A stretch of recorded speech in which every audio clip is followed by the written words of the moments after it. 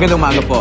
Magdamagan na ang road at drainage improvement project sa Espanya Boulevard sa Maynila, kaya ramdam na ang pagsikip ng trapiko roon.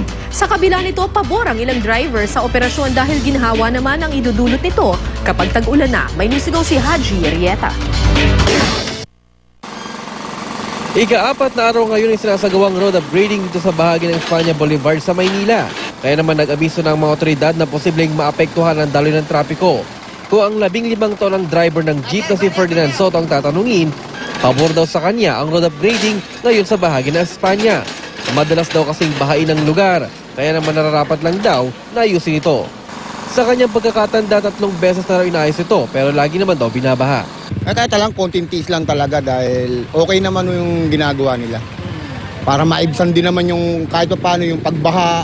Magdamagan ang pagtatrabaho ng mga taga-DPWH dito, kaya naman apektado ang daloy ng trapiko, lalo na sa bahagi ng Nicanor Street at Picampa Street.